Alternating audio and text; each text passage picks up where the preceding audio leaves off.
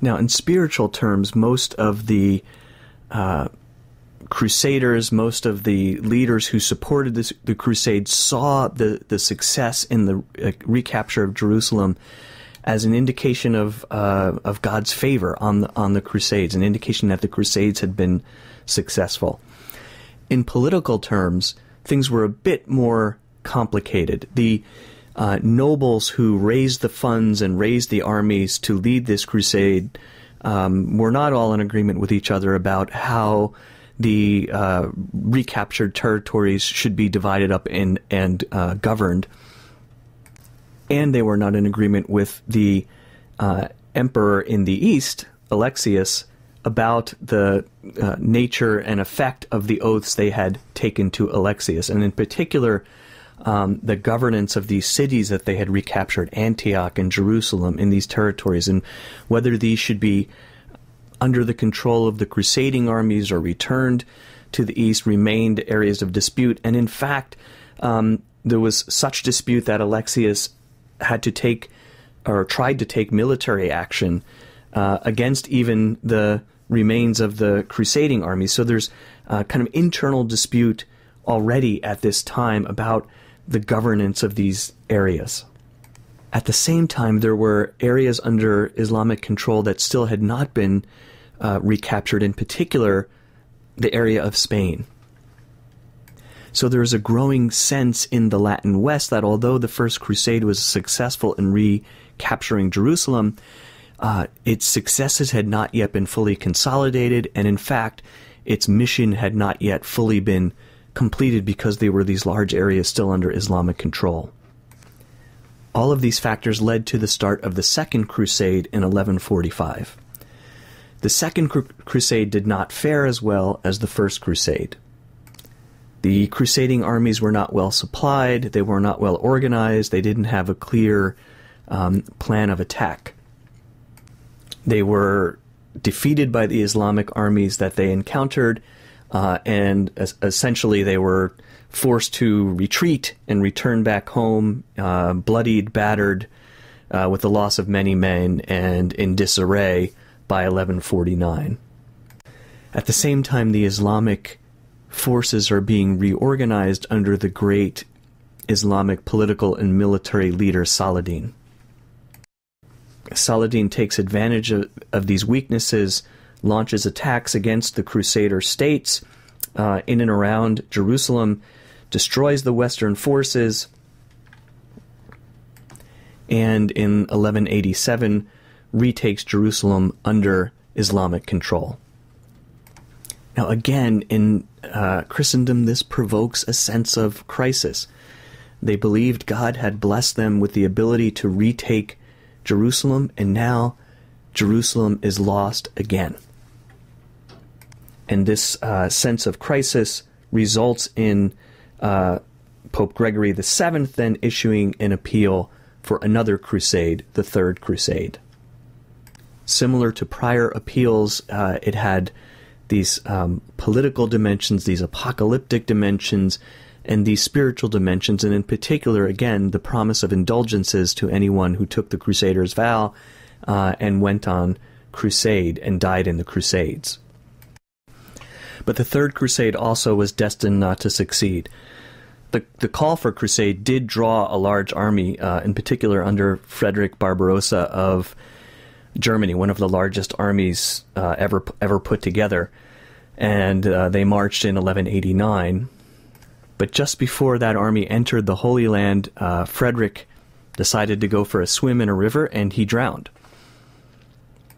This demoralized his army not only because they lost their military leader, but in particular because it was seen as a fearful sign. I mean, this is an army of God marching on the pagans, and their leader on the eve of kind of entering the Holy Land drowns in a river. This has a profound effect on his army. And some continued on, but many turned around and went home. This crusade also drew troops from England, and in particular under King Richard, known famously as Richard the Lionheart. Richard's armies and the French armies under King Philip of France did battle with Saladin's armies, throughout Palestine until they finally reached a truce, a peace treaty in 1192. That peace treaty left Jerusalem in Muslim hands politically, but allowed Christian pilgrims to enter Jerusalem and complete their pilgrimages.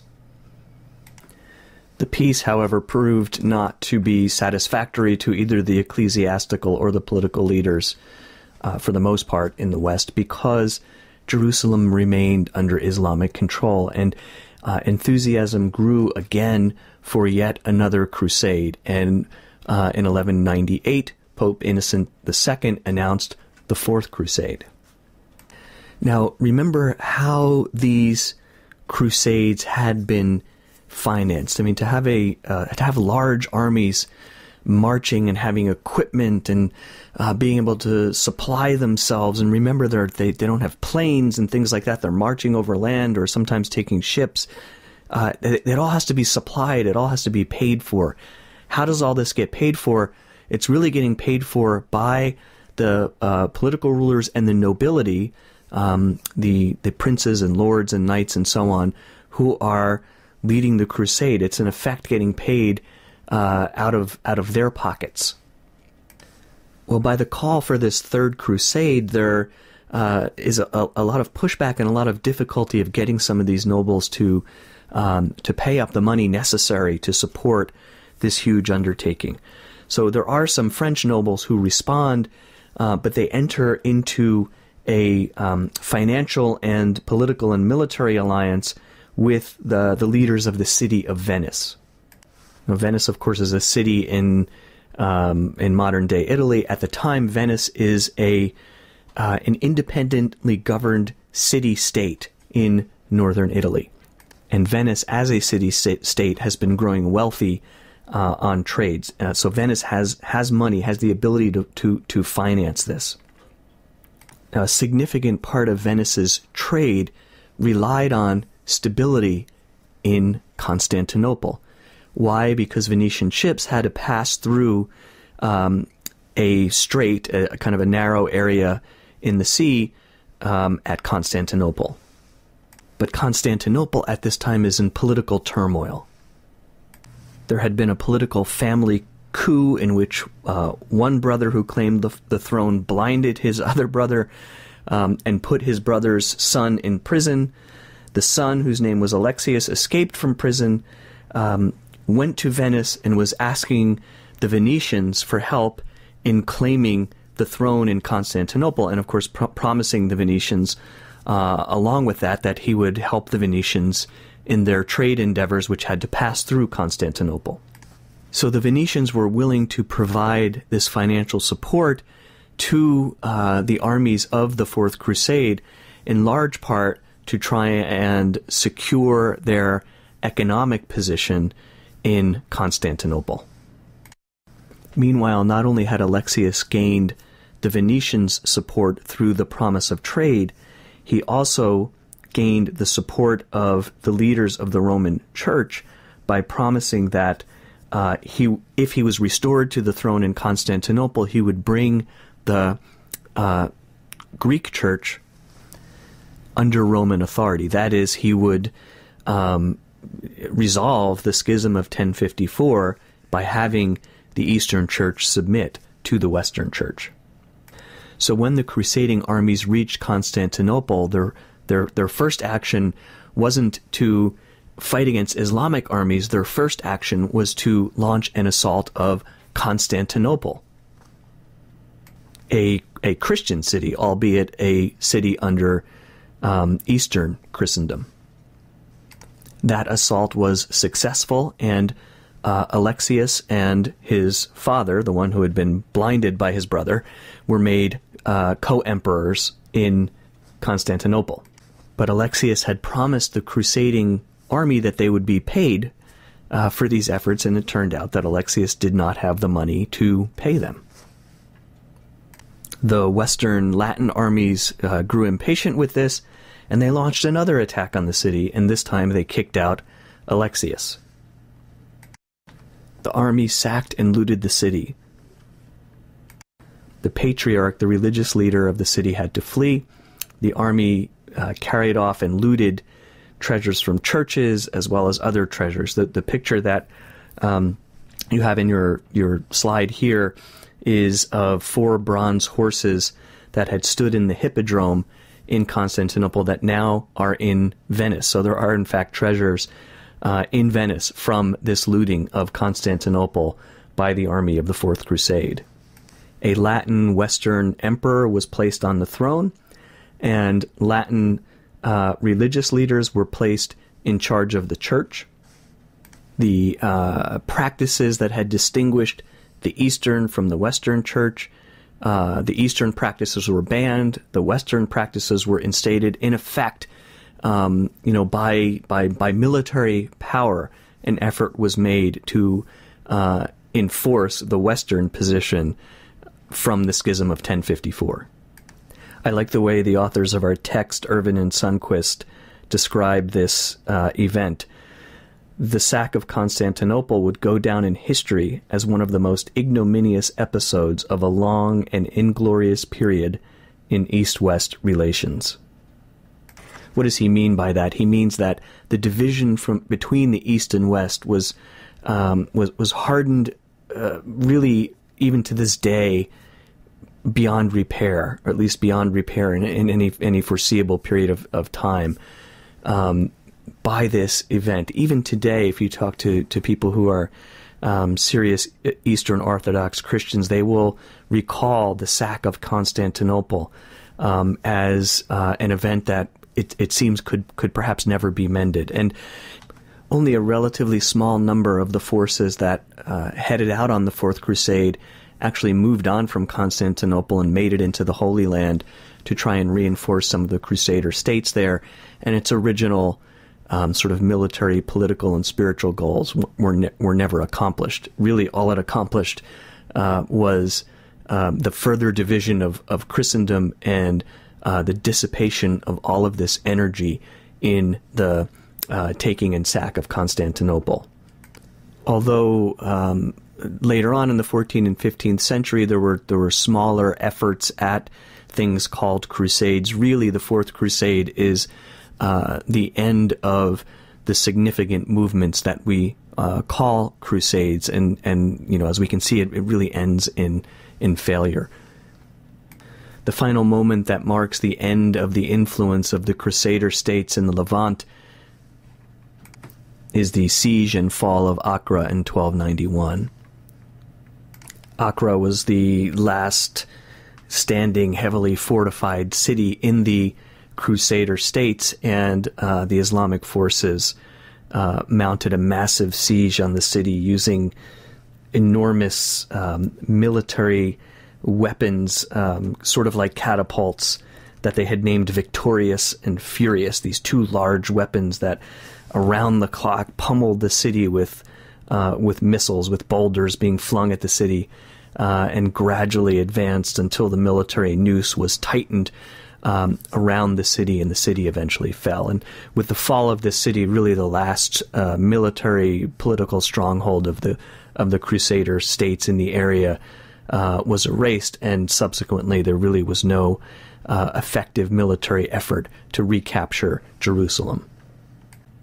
So what today can we make of this history of the Crusades? As I mentioned in class last week, and as I know a number of you have certainly seen on social media and other places, with the terrible, horrible things that we're seeing in the Middle East now with this group that is being called ISIS, with certainly persecution of Christians in some Islamic areas, and with all of these tensions, we're actually seeing kind of social media memes now that are suggesting that the Crusades really were, on the whole, a good thing. That at least the First Crusade was an effort by Christians to kind of respond to Islamic aggression, and that we should really reevaluate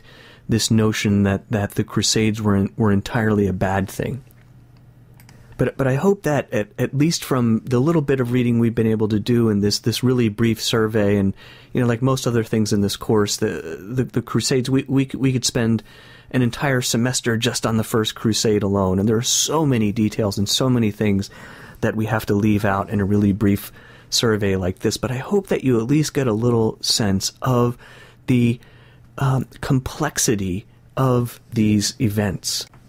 Remember that the call for the First Crusade was issued in 1099, and the fall of Acre is in 1291. This span of more than 200 years is about the length of time that the United States has been a nation. So there are significant religious, political, psychological, and other complexities underlying this whole phenomenon. I don't think personally that it can be reduced to any one soundbite. I do think, though, that if we look at the background to the Crusades, the way the Crusades were prosecuted, the atrocities that were committed even against other Christians, the promises that were made, the notion of indulgences that underpinned the spiritual dynamics of the Crusades, we're right to be really concerned and critical about these events.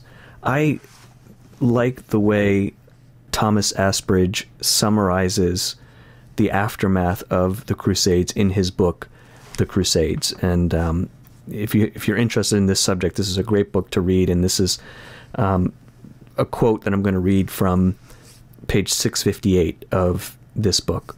So here's what Asbridge says.